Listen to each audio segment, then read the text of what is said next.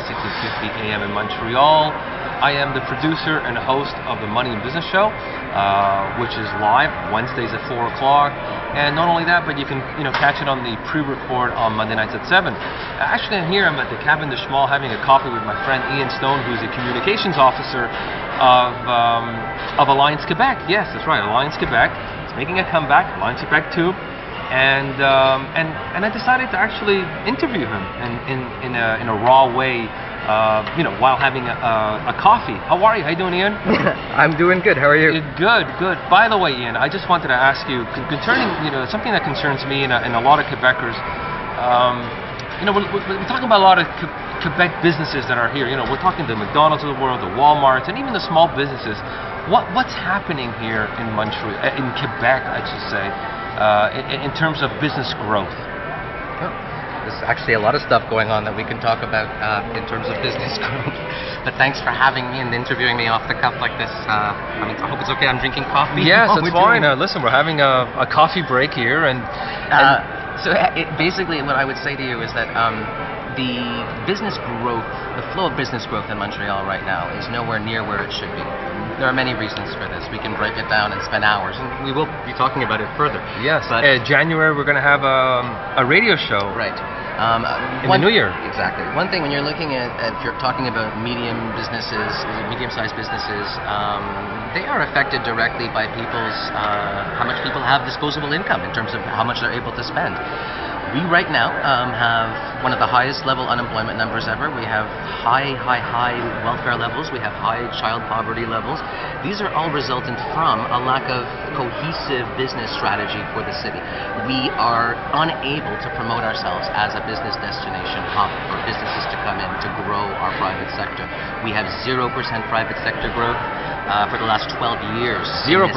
Wow. 0.4, 0.3, 0.2. But these are benchmarks that the government sets for itself. I mean, they're not even trying.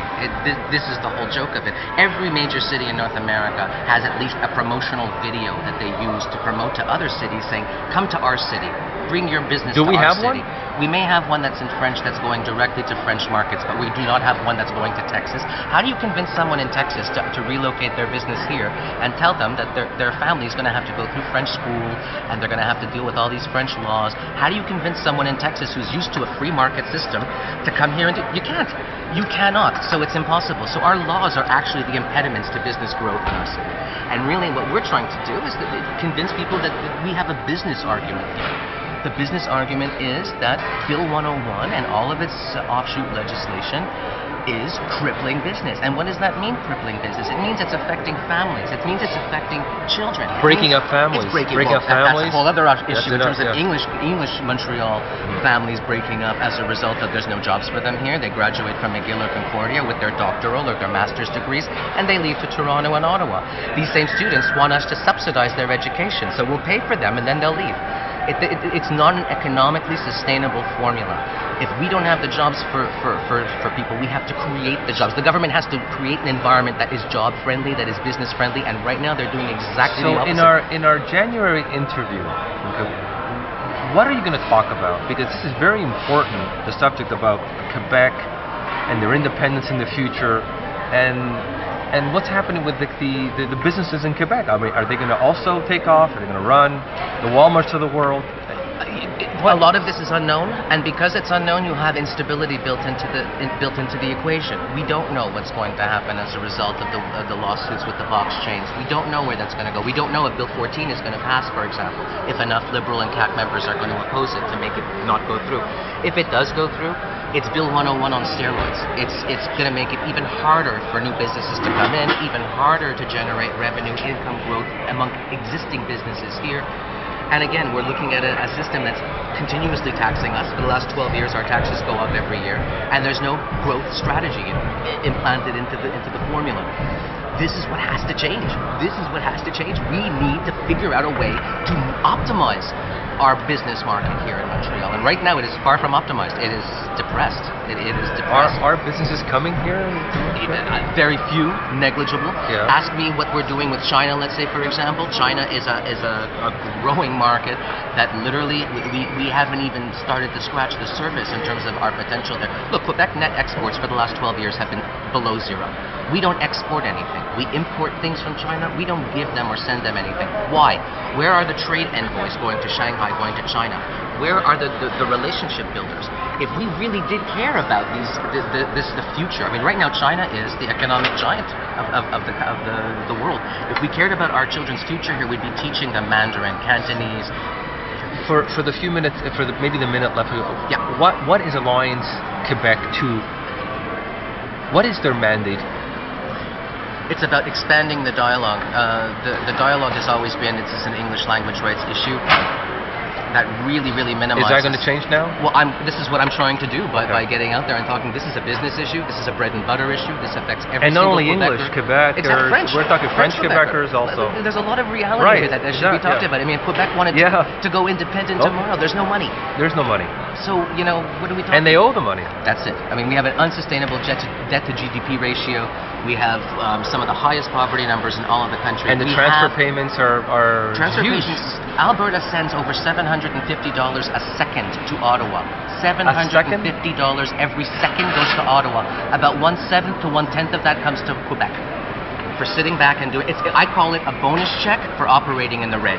We are propping, and this is not the way the global economy works, which is why we are not ready. We are not ready to launch ourselves globally because we are being subsidized and propped up and artificially propped up is what's happening. And you cannot compete on an open market with level playing field like that. So basically, Alberta is sustaining not only Quebec but Canada. Basically. Absolutely, Alberta is the glue that's keeping the country together right now fiscally.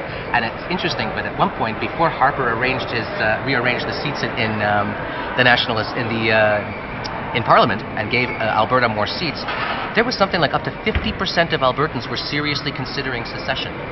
If Alberta seceded, which would be funny if they seceded before Quebec, they would take the entire country down with them financially. That's something that we have to understand and wrap our heads around. What is Canada? Right now, Canada is Alberta oil. So in January, in our interview coming up in the new year, you're gonna be talking a lot about Quebec, the English, the Quebec businesses. What can we look forward to this interview? Well, we have a fight on our hands. I'm not a fighter per se, but we definitely do have to convince people that the arguments are financial and economic, bread and butter, that it's not about English language rights. In fact, English language rights, it's nice, but I also want Portuguese language rights, I want Arabic language rights, I want Hebrew language rights, I want every language seen, just like we see in New York and Los Angeles. I want government out of businesses' face, and I want freedom. Ian, how do we get a hold of you? I know you have a blog, and if somebody wants to just read your blog, how do we get a hold of you? I'm on WordPress. You can find me through Alliance Quebec 2 on WordPress. Alternatively, you can always open up your window and scream really loudly. I have good hearing. But our website is set for a mid-January launch, when we're going to be doing our big press conference. And then you'll be able to get in touch with us through email. Email right now. Do you have an email address? AllianceQuebec2@gmail.com. Okay, so if somebody wants to send you a question, absolutely, about the English rights, business rights, or anything, joining the discussion about Bill 101 and the Quebec issues and about businesses, because this is what I feel it's the number one issue right now. It's not only English, but it's about money. It's about business rights, and this is what I feel that is the forefront of this fight. That's it. And we're looking at 15 to 20% potential growth for this city if we get rid of Bill 101. Great. That's it. All right, Ian. Thanks a lot, Ian. My pleasure, sir. I look forward to talking with you in January. In January. Okay? All right. Take care.